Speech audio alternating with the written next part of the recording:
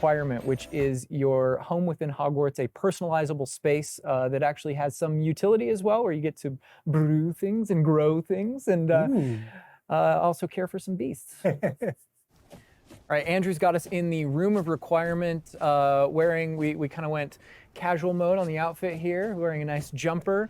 And I think that's a good jumping off point for the personalization of the space as well. Not just your character and the visuals of your character, but actually this space is a place that you can make your own. Yeah, it was super important to us that this space really did feel like your reflection as a wizard. So you can change the architecture in here. What? Different themes throughout, starkly different themes, to really just hammer home that this is yours. Oh my God, what? This is beautiful. We never expected that to be, oh my God. That's the thing, is not only can you change the architecture here, but you can actually conjure little objects into this space, as you can see. So there's like statues that you can do, and ornaments, and tables, and rugs, and just a bunch of little things that really flesh out the space and bring it to life. Oh my goodness, because like we had an idea that those places where you brew stuff, that's where you can change, but you can do all of this. Where do you even get this stuff? Like, there's a furniture store? Yeah, so we call them conjurations. And the conjuration recipes can be purchased at Tomes and Scrolls in Hogsmeade. But also, as you engage in different types of gameplay throughout the world, you'll be rewarded with different objects. That's so cool. And you change color? Mm-hmm. You can change the color, you can change the size of it, and you can place it basically anywhere. Oh my God, it's so tiny. It's like for Baby Niffler.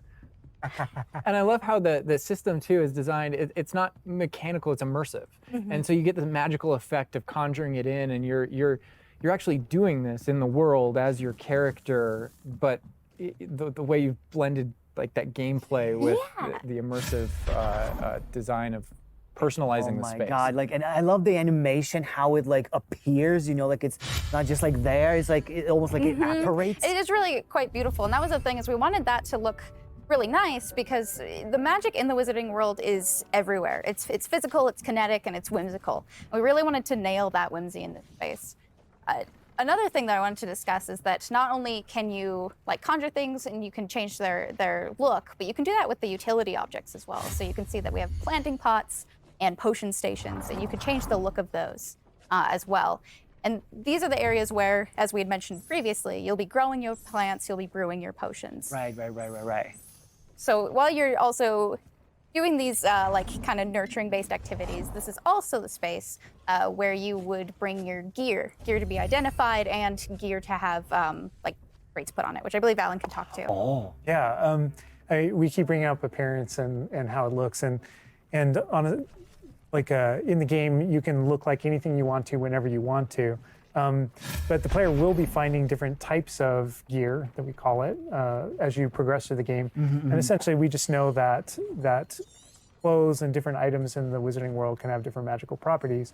And as you explore and as you adventure and as you defeat enemies, you're going to be finding different pieces of gear that have different abilities, and that can help you in your journey and are a major part of you kind of growing as a wizard and advancing as a wizard. Oh, and so there's a huge list. and not all the time, whenever you get a new piece of gear, you don't necessarily know exactly what it does. And so there is a station inside of the room of requirement that you can conjure. It's one of the first things you conjure, called an identification station, where you can actually bring that gear that you're uncertain about and learn what its abilities are. Right, yeah, that's so cool. And then as the space advances even further, and the space will eventually grow its own rooms, and you're going to get new recipes, you know, like Mackenzie's talking about, all these different things keep expanding. And as it expands, eventually you're going to earn what we see here, which is called a loom. And when you set up a loom, it's an ability to essentially customize exactly which magical properties are on your gear, and take any piece of gear and adjust its properties and to tweak what it does. And I mentioned earlier that you can make anything look like anything. The collection of appearances, we call it, or cosmetics, we've been referring to it in this stream. Those types of things you can use, and you can apply a look to any other look. So if you get a piece of gear, you put it on, you look like that, but you can change it to look like whatever you want. That's so cool. And like you can just put some ability to the sweater, but then you can just swap that ability. Yep, and appearances you can edit whenever you want in the gear screen. The loom is specifically about applying traits and applying larger upgrades that just kind of grant you greater statistical advantage or give you really specific abilities that blend in nicely with where you're trying to go with your combat fantasy or talents and things like that. Interesting. I'm just seeing that they're just like pumpkin fur, mooncalf fur. Where does that come from? Yeah, and so you'll notice that the ingredients that are used to add traits and to upgrade your gear are based around beasts. So this is where we get into the beast care section, which is inside this vivario. Kind of bigger space on the inside idea. And so you can see here we have a couple of beasts out. We have a graphorn and a mooncalf and a niffler and a neasel as well. So quite a variety. Oh my God, he's just like a big puppy. They're so cute. Cuddling. Oh my God, they're together. Oh, that's so cute. They're adorable. And so part of beast care is petting them as well, but feeding them too. And so once you do those things, that's when they feel safe enough that they'll give you their magical ingredients. So mooncalf fur, niffler fur, etc. That can then be used in your gear. That is like so like intuitive because like you know that makes sense because when you touch the animals you get some fur leftovers. That's so. Oh my God. Yeah, and we really want to hammer home the fact that this is like a home that you're making for them. So in the overland, you can find these beast dens and rescue these beasts.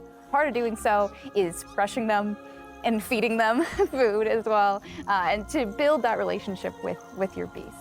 In addition to be able to care for beasts, you can actually conjure things in this space as well. The house, the cottage. Yeah, right. And so we have like a lot of little ornaments in this area, and a lot of them are purely cosmetic, but they look really cool. Again, it's the personalization of this space. Oh my goodness, no, this is like, I'm gonna spend 8 hours just designing this whole area to personalize. This is like cool, it's like you have this little play area, like a personalized fish tank, so to say. Just for the creatures. I love it. Yeah, no, totally. And there's like a decoration aspect, but there's also, we were saying inside as well, is there's a utility aspect to it too. So as you progress in the game and you're able to purchase more conjurations, you're able to speed up your process. So one of them, for example, is the food processor, which allows for the beast in the space to automatically get feed, so you don't have to do it manually.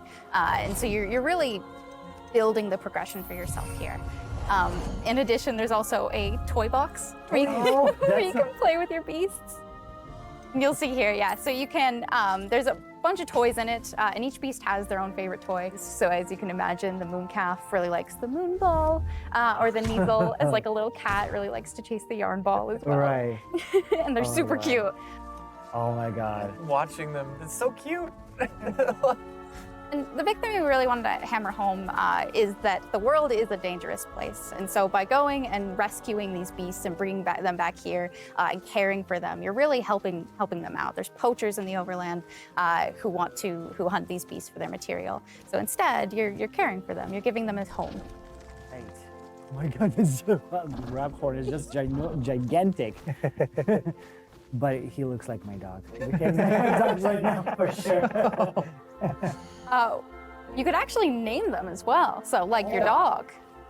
So getting back into that personalization, you know, yeah, we didn't want you to just like throw in, oh, here's a graphorn in here. Like this can be named whatever Andrew's about to name them. Bruce. It's a good name. You know, we've created this really nice space, and you can get additional vivariums, correct? To different kind of aesthetics and looks to where you're keeping your beasts and caring for them. Progression is a big part of this space as well. So as you progress through the story, you will unlock more vivariums. So as you can see, this one's quite meadow themed, big, open, bright, but there's other ones, say like a swamp that you might encounter. And it's really a visual effect and more space for your beast.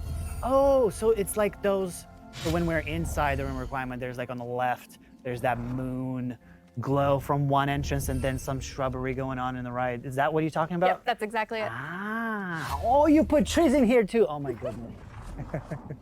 And another thing with the beast care that I think is great, you know, tying back to the same kind of thing that you did with like the broom, where the broom is not just a method of travel, it's actually built in and integrated into the world. In the same way, like beast care isn't just this added element. You're not just throwing it on top. There's really this like narrative and integration to everything connects. So as you progress through the missions, you'll expand this space. As you earn resources, you'll go into Hogsmeade and use them to unlock the gameplay here and unlock new conjurations and different things to play around with. In the open world, it's in those different environments, like the different combat and conflicts and bandit camps and different things like that exist in the overland. Those things are what hold recipes that exist in the loom. So all these things have a way of connecting. Moonstone that you find out in the world is the resource that we use to conjure everything that's found throughout the world. Forgeables are used for recipes. So really everything's like a cycle and keeps you coming back. But even with the story that's being told too, I think people know who Poppy is and that she has a particular affinity for beasts. Yeah, I mean, I think everything we're seeing here, you know, you're going to be venturing out into the world, and this is just kind of the tip of the iceberg, even of kind of like your interactions with beasts in that narrative. So, you know, you bringing up Poppy, there are more kind of mysteries to discover and things to discover out in the world that have to do with her and that have to do with caring for beasts. And so different characters have their own stuff that just kind of make this all just kind of like the beginning of your journey. Well, we could spend hours in here, but we're going to have to end